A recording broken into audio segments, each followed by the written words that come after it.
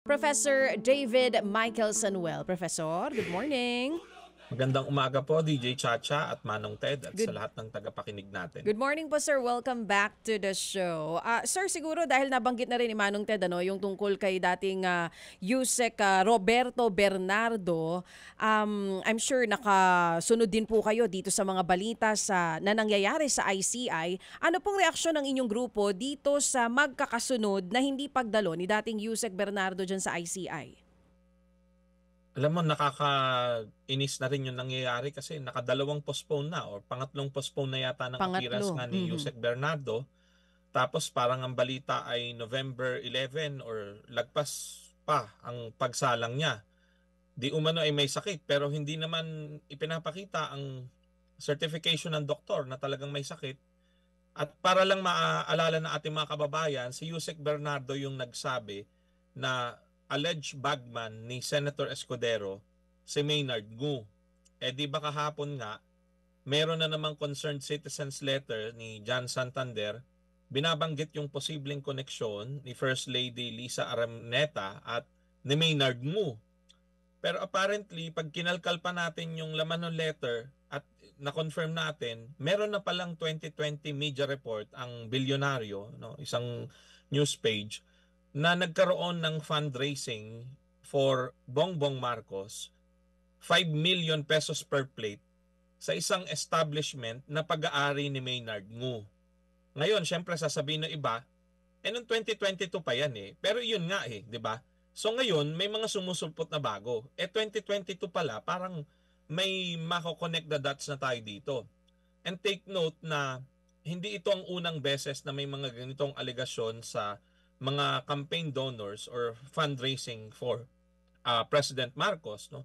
'Di ba mas nauna na yung report ng Philippine Center for Investigative Journalism na si President Bongbong Marcos at si Vice President Duterte ay pareho palang tumanggap ng campaign donations from contractors. So sala-salabit na ito, sabit yata sila. No? So ang patanong 'yun, no? Sabit yata sila. So kaya dapat imbestigahan ng ICI, no? At sa tingin natin dito nagkukulang yung ICI at nagmumukha silang panakipbutas or cover up, no, parang pinagtatakpan nila yung mga nasa poder kasi paulit-ulit na lang na postponement. Bakit hindi nila sa ospital o sa clinic puntahan at hingan ng testimonya si Yusek Bernardo? Kasi parang ang tagal na ng mga postponement, no? So parang hindi na pwedeng ganyan, magmumukhang cover up.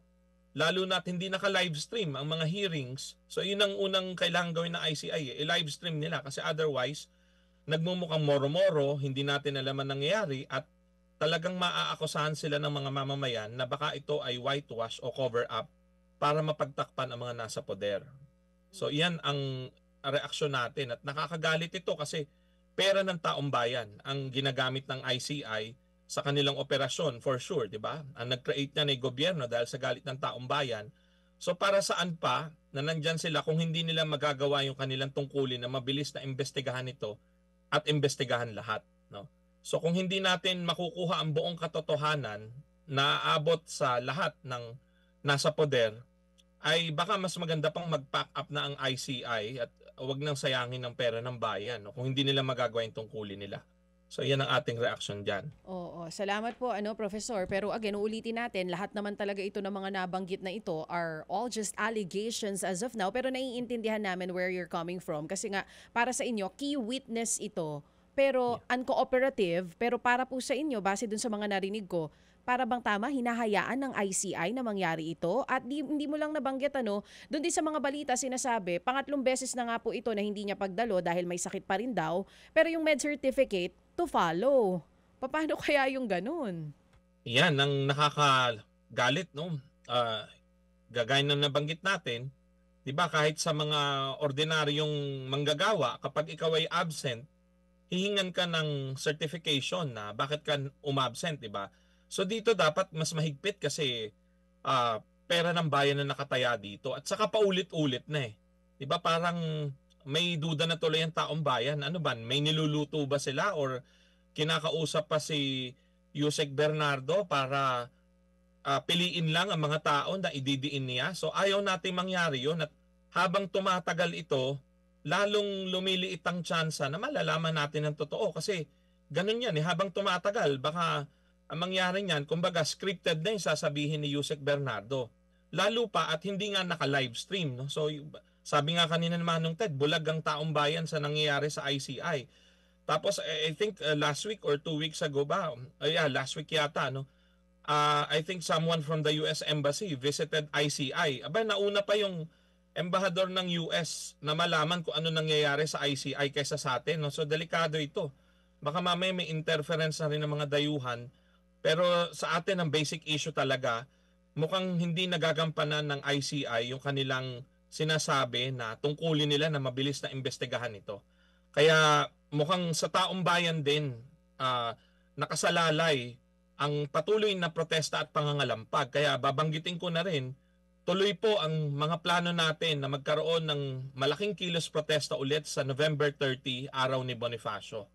Na nag-uusap-usap na po ang iba't ibang grupo kaugnay nito. Kaya sasamantalahin ko na rin ang pagkakataon para imbitahan ng mga nanonood, mga kababayan natin sa buong Pilipinas. Magsagawa po tayo ng mga aksyon sa November 30 kung hindi tayo makakapunta dito sa mga aksyon sa Metro Manila. Sa ating mga lugar, magsagawa tayo. Kahit sa bahay, pwede tayo magsagawa ng sariling aksyon na pakikisimpatya sa nangyayaring ito. No? So pagbibigay diin sa laban natin sa korupsyon. No? Sa November 30, araw ni Bonifacio yan, holiday naman. So sana mas maraming kababayan tayo ang makapunta. Oo, mamaya puntahan ulit natin yung iba pang mga detalye no, sa gagawin nga pong malakihang protesta sa November 30.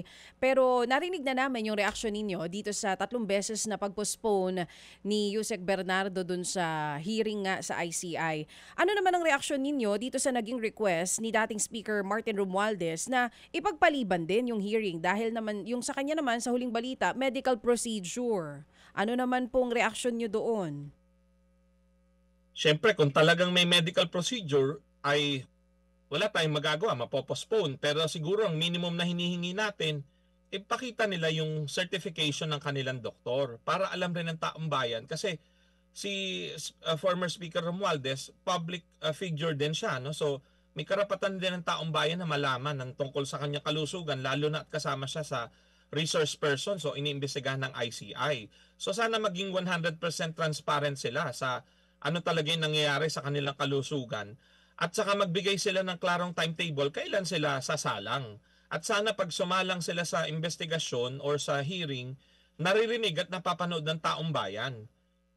Actually, ito ay para rin sa kanila ng mga resource person. Alam nyo maganda pag naka-livestream.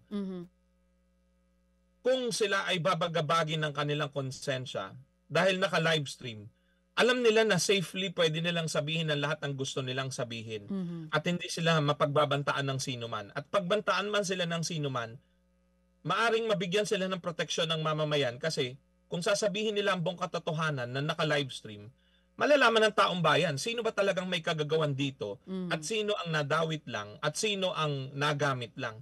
So yun ang panawagan natin eh. Kaya dapat dito sa mga resource persons, sana ay bagabagin kayo ng inyong konsensya at tungkulin sa taong bayan. Of course, may mga magsasabi maraming politiko walang konsensya, pero sa tingin ko bahagi rin ng kulturang Pilipino na eventually pag nakita mo na ito ay pagtitimbang na ng alin ang mas mabigat, ang kapakanan ng bayan o ang sariling kapakanan mo o kapakanan ng iyong pamilya, eventually marirealize mo, ikaw ay bahagi lang ng bansang Pilipinas, ang dapat mong unahin ang kapakanan ng bayan. Diba? Sabi nga ni General Luna, bayan o sarili, mamili ka. Sana piliin nila ang kapakanan ng bayan.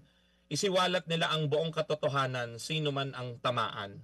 Yun ang hinihiling natin sa mga resource persons at sa mga posibleng resource persons na sa ngayon ay hindi pa lumalantad. Kasi sa nakikita natin sa lawak at lalim ng issue, diba, mukhang maraming senador at kongresista ang sangkot.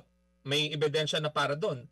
Batay sa mga lumilitaw pang sulat, mga concerned citizens letter na may mga evidence din at mga larawan, mukhang hanggang palasyo ang patutunguhan nito.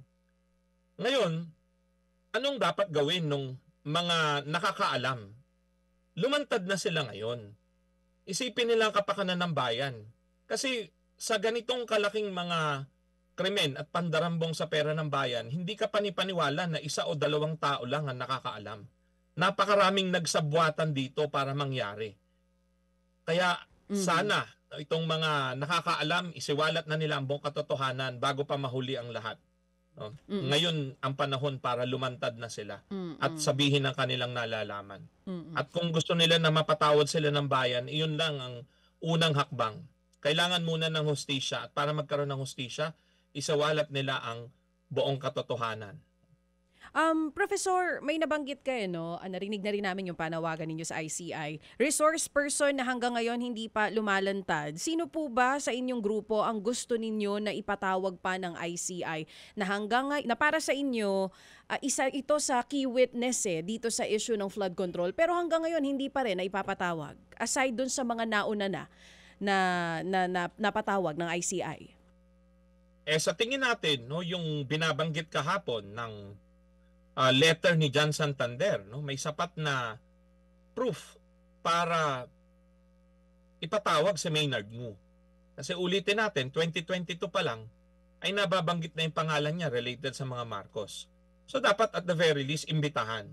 Sige, 'di ba sabi nila walang power ang ICI na magpatawag talaga, hihilingin lang nila. Di subukan nila, no? Sabi nga nila hindi naman naka-televise ang hearing, so wala pa ring ma-violate na privacy or whatsoever. At uulitin natin yung lagi rin nilang ginagamit sa mga kritiko ng gobyerno. Kung walang itinatago, ay bakit sila matatakot na humarap sa ICI? O kaya kung ayaw nilang humarap, kung hindi nila mapaharap, hingan nila ng sinumpaang salaysay. So yan ang ilan sa mga pwede. At bukod dito, sa tingin ko, ang mga tao na pwede pang ipatawag ng ICI, lahat din ng mga senador at kongresista na nabanggit na mga naunang ipinatawag. Lahat ng sinasabi na tumanggap ng kickback, lahat ng sinasabi na malaon ay maaaring i-freeze yung assets dahil sa konektado sila sa mga nangyayari, dapat pinapatawag na yan ng ICI. No? At uulitin natin, sana naka-live. At the very least, yun, yung mga senador at kongresista na nabanggit yung pangalan, kailangan silang magpaliwanag sa ICI. I think kailangan bulat-latin na rin ng ICI yung tungkol sa mga campaign donations ng mga contractor sa mga kandidato. Kahapon or 2 days ago, ang COMELEC, in fairness, ay nagsabi na marami pa silang nakalkal na tungkol dito. No? Apparently, maraming kandidato pala sa national level, pati sa party list, ang tumatanggap from contractors ng donations.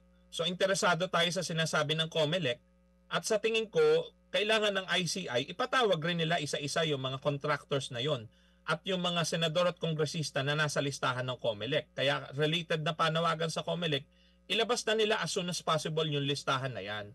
Ang sinasabi kasi nila, i-confirm pa raw ng DPWH.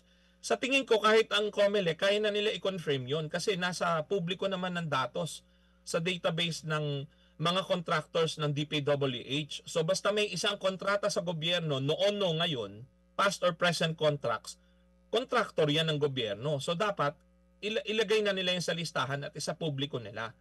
No? Kasi lahat yan nagko-connecta sa isa't isa eh. Nagbibigay ng campaign fund sa mga contractors, di eventually, pag nanalo itong mga politikong to, itong mga contractors na to, namumunini na nakikinabang ng malaki sa mga kontrata. May mga initial reports na nga dyan ng Philippine Center for Investigative Journalism, di ba? Yung ginagawa ng PCIJ, dapat ang gumagawa nga niyan Ombudsman, COMELEC, at ngayon ICI. No? So, buti pa yung media, nagagampanan tungkulin. Itong ating mga ahensya, tila nagkukulang sa kanilang ginagawa.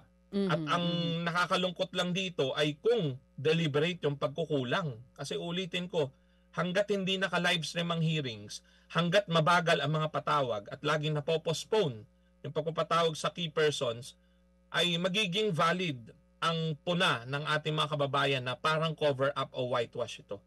At kaya lang ginawa ay para makontrol yung script. No? At ayaw natin mangyari yan. Kasi pag kinontrol yung script, edi kaunti lang ang mapapanagot. Hindi mapapanagot ang mga mastermind. Ang panawagan natin, lahat ng sangkot dapat managot. Kahit sino pa yan. Kahit nasa palasyo, kahit nasa senado, nasa kongreso. at saan mang lupalop ng gobyerno. Prof, ang panawagan niyo po sa ICI gawing isa publiko yung hearings, live streaming. Ngayon, nakatigil yung Senate Blue Ribbon hearings natin pero may balita nga na uupo ulit bilang chairman si Senator Ping Lacson. Ano po naman ang panawagan ninyo sa mga susunod na hearing na gagawin ng Senate Blue Ribbon? Yung sa Senate Blue Ribbon, maganda yan kung magre-resume at sa nakita naman natin, no, parang naka-televise naman yung majority ng hearings nila. Sana ituloy nila ang pagla-live stream para alam ng taong bayan na nangyayari. Pero sana tiyakin ng Senado na wala silang sasantuhin. No? Kasi yun ang mahirap eh. Baka dahil sa alam nila na anytime pwede silang patalsikin ng kanilang kapwa senador, ang takot natin dito eh baka may santuhin sila eh. Baka limitahan lang nila yung investigasyon, ang iimbestigahan lang yung kalaban ng majority sa Senado. At yung mga kasama sa majority sa Senado na very mixed group, ay baka hindi masama sa investigasyon. So ang panawagan natin kay Senator Ping Lacson ay walk the talk. Yan naman ang sinasabi niya, di ba? Stop kurakot, huwag matakot. Dati pa niyang tagline yan. Eh ituloy natin yan. No? So kahit sino ang madamay, gawin niya ang investigasyon. At ganun din ang panawagan natin sa Kongreso kung magsasagawa sila ng bukod na investigasyon, ganun din. Huwag naman maging self-serving na baka ang gawin ng Kongreso ay mga senador lang ang imbestigahan, tapos ang Senado naman, mga kongresista lang ang imbestigahan. Magmumukhang moro-moro, magmumukhang palabas ang lahat. Huwag nating sayangin ang pera ng taong bayan sa ganyang mga hearing na walang patutunguhan. Para may patunguhan yan, lahat ng sangkot dapat managot. Kaya magsimula tayo sa mga nabulgar na may senador, may kongresista raw na sangkot. So yan ang isa-isahin, yan ang idetalye. At bilisan sana nila. At sana dumulo ito sa mabilis na pagsasampa ng kaso at pagpapakulong agad sa mga mandarambong. Kasi yun ang malaking problema natin sa Pilipinas mula noon hanggang ngayon. Ang nakukulong lang yung mga meron, yung mga operator, pero yung talagang mastermind, laging nakakawala. Napakaraming beses nang nangyari yan. At sa tingin ko, yun lang yung bago ngayon eh. Talagang galit na ang taong bayan na kahit anong gawing pagtatakip ng mga nasa poder, tuloy-tuloy ang mga protesta, halos araw-araw may protesta. At eto nga, naghahanda na sa mas malalaki pang protesta. At hindi na lang typical na rally ang pinag-uusapan. No? May mga kababayan tayong naghahamon na ng baka meron daw paraan na huwag magbayad ng buwis. I think si Sir Teddy Casino, actress Gina Alahar, no? Parang few days ago, nabanggit niya yun eh. Meron bang way na huwag magbayad ng buwis hanggat hindi nangyayari, hindi na tatapos ang korupsyon, sabi niya. Ganun marami ang na sentiment ng nag-post taong about bayan. that. Yeah, oo. Since nabanggit niyo po yan, Prof, sorry, balikan ko lang yung tungkol, mamaya puntahan po natin yan, yung mga panawagan na hindi na lang basta kilos protesta o rally ang kailangan sa nangyayari ngayon. Sa pagbabalik ni Senator Ping Lacson bilang chairman ng Senate Blue Ribbon Committee, sinasabi niyo umaasa kayo na tiyakin na walang sasantuhin. Lahat dapat mapanagot kahit nasaan pa yan.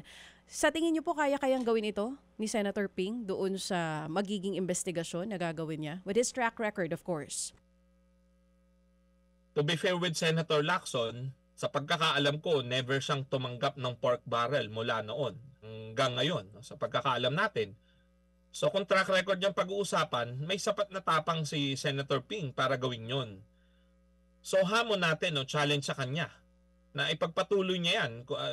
Sa tingin ko, nasa panahon na siya ng legacy building. So, walk the talk. Kung ano yung pinangako niya, tuparin niya. At obligasyon naman talaga nila sa taong bayan yan, di ba? Na walang santuhin sa mga investigasyon kasi tayo ang nagpapasweldo sa kanila. Yung buwis ng taong bayan ang ginagamit sa operasyon ng Senado. So, kailangan ang Senado ang iniisip kapakanan ng bayan, kahit sino pa ang tamaan. Kahit na magdelikado ang posisyon niya, no, bilang Senate Blue Ribbon Committee Chair. No? Huwag siyang matakot dapat. Kasi sa tingin ko, ang taong bayan na nagmamasid, ay yun din ang gusto mangyari, na walang santuhin ng mga investigasyon. So, pumanig siya dapat sa taong bayan. Yun ang hamon natin sa kanya at sa iba pang mga senador at kongresista. Mm. Sila ang magpapasya niyan eh. Since napag-uusapan na natin ang mga senador natin, nitong nakaraan naglabas ng statement ang Secretary General tungkol naman dito sa patakaran sa SALN ng mga senador natin. Doon po sa statement na inilabas, SALN summaries lang yung ilalabas. SALN summaries ng mga senador lang ang ilalabas. Kung gusto ng mas detailed, meron pa pong mga pagdadaanan na proseso. Nabasa nyo na po ba yon, Professor? Ang una kong nabasa yung kay Ombudsman Remulla, no? May mga requirements na inalis. Kagaya nung Oo. hindi na kailangang pumayag muna yung politikong hihingan mo ng SALN. Oo, Ngayon, automatic na. Ay, no, so, kailangan mo mag-file ng form, Oo. tapos 2 valid IDs, tapos may babayaran ka. So sa tingin natin, very limiting pa rin yun. Kasi, di ba, malalaman nung politiko na nag-request ka ng SALN niya, may 2 pang ID. Samantalang yung address ng politiko, i-blur, hindi isasama. Na, tama naman for privacy. Pero ikaw na nag-request, malalaman nila yung impormasyon mo dahil nag-submit kang 2 ID. So, delikado yun. No? Sa tingin ko, parang maaring masabing malilimitahan na magre-request ng SALN pa rin. At saka may bayad. So, dapat wala ng bayad. Kung ang tatanungin, kagaya ng sinasabi ng iba, alam nyo, napakadaling solusyon dito. I-scan nila lahat yan, naka-blur yung personal information, i-upload online. Walang masyadong gastos dyan. Tapos ang problema, bahala na ang taong bayan at ang media na mag-check kung tama ang sinasabi nila sa SALN at kung may itinatago sila sa SALN na alam ng kanilang mga kapitbahay. No? So may mga ganong instances kasi na maliit lang yung dineklara sa SALN pero alam ng mga kapitbahay kung saan-saan subdivision. May bahayan dito eh. May 10 kotse yan dito wala sa SALN. So pwedeng kasuhan yan. So mga mamamayan ang gagawa nun kung naka-upload online ang mga SALN, pwede nilang gawin yan eh. Iyon ang dapat nilang gawin kung talagang gusto nila ng pagbabago. Yung gusto naman ng mga senador, we appreciate that na at least improvement na. No? Maglalabas sila ng summary. Pero kulang yan eh. Ano makikita sa summary? Baka mamayang nasa summary, yung total assets lang nila and liabilities. Pero walang detalye. Saka ba't kailangan may proseso pa? Kung seryoso sila na transparency ang habol nila, gawin nila yung ginawa ng Makabayan Block, ng Akbayan, ng Kamanggagawa Party List. Yung mga nasa minority, nakakatuwa kasi sila pa yung nagkusa na eto na ang SALN namin, buong detalye. Siyempre naka-blur lang yung address, etc. So dapat ganun ang gawin ng mga senador. Yun yung minimum na hinihingi natin sa kanila. Kasi marami sa kanila na akusahan na di ba? So may duda na sila, may duda ang taong bayan sa kanila ngayon. Kaya wag nila tayong bigyan ng summary, ang bigay nila buo kasi nagawa na yun ng mga kongresista sa minority. Sila nga nasa poder, dapat silang role model. Gawin nila dapat yung ginawa ng mga nasa minority. Kung hindi ay lalong magkakaroon ng duda. Baka may itinatago ang mga ito kaya ayaw nila ipakita ang buo. Yung sa mga senador, banggitin ko lang kasi binabanggit niyo po kanina yung sa ombudsman, yung sa senador, kailangan notarized request na i-approve ng senador bago sila mabigyan ng kopya ng SALN. So medyo mas mahirap actually makakuha ng detailed na SALN sa Senado. Pero puntahan po natin ito since sa pag-uusapan natin kanina yung tungkol sa November 30 protest, may panawagan po dito si Teddy Casino. Sinasabi niya medyo matindi yung kanyang panawagan. Ang sabi niya po dito, i-hostage na ang gobyerno sa pamamagitan ng mga paralyzing protest. What are your thoughts on this? Pati yung kanina nabanggit niyo po, panawagan ng ilang mga artista, social media influencers, hanggat wala kayo nakukulong dyan, wag muna kami magbayad ng tax. Sa tamang oras at panahon na mukhang papunta na tayo dyan. Kasi binibigyan na natin ng chance ang gobyerno, di ba? Naka-1 buwan na mula nung mga dambuhalang kilos protesta sa Luneta at EDSA at Menjola noong September 21. Naka-1 buwan na kahapon. Halos wala pa rin galawan. Sa mga bare minimum na hinihingi natin, wala pa silang naibibigay, di ba? So baka panahon na nga na mag-level up ang ating mga pag-uusapan at gagawing aksyon. Siyempre, ang panawagan ko dyan, ano man ang gusto nating gawin, mas magandang gawin ng sama-sama para tiyakin na magiging matagumpay. No? Yung tungkol sa buwis. Sa totoo lang, yan ang sentimiento ng maraming manggagawa, profesional na nagtatrabaho. No? Ang mga kapwa guro ko talagang every payday Sa tuwing nakikita namin ang payslip, parang gusto na namin puniting malasedula at sabihin na mag-aklas na tayo.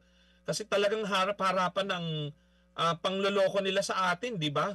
Ang laki-laki ng ninanakaw nila, ang mga payslip natin, maliit na lang natatanggap natin kasi sobrang laki ng kinukuha nilang tax.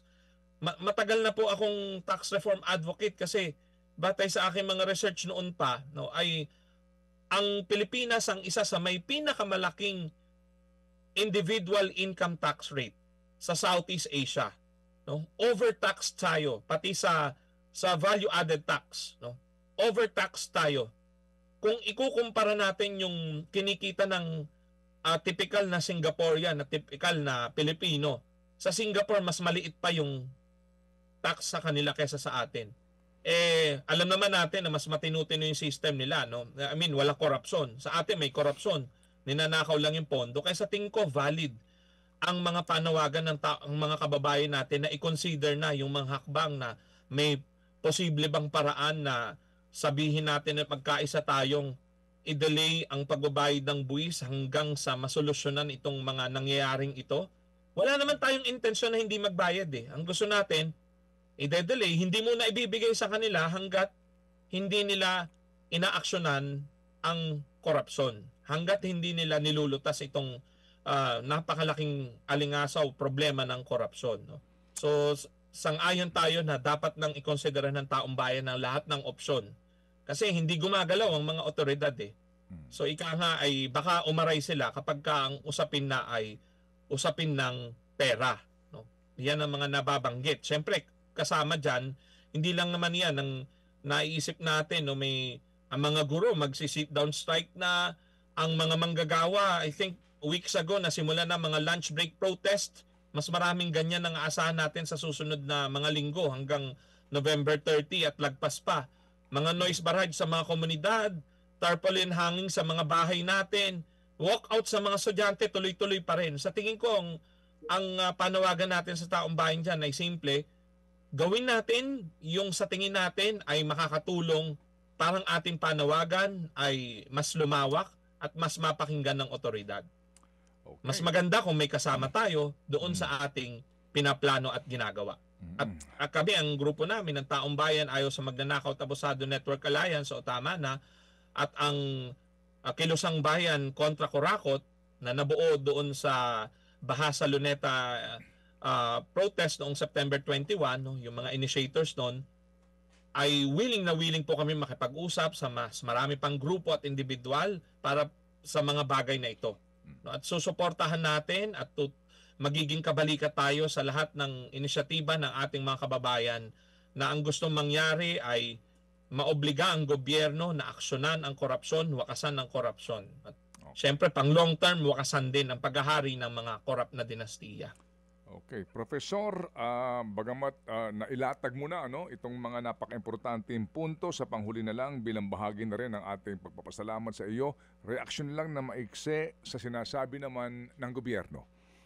Huwag kayong mag-alala dahil umuusad na ang sistema.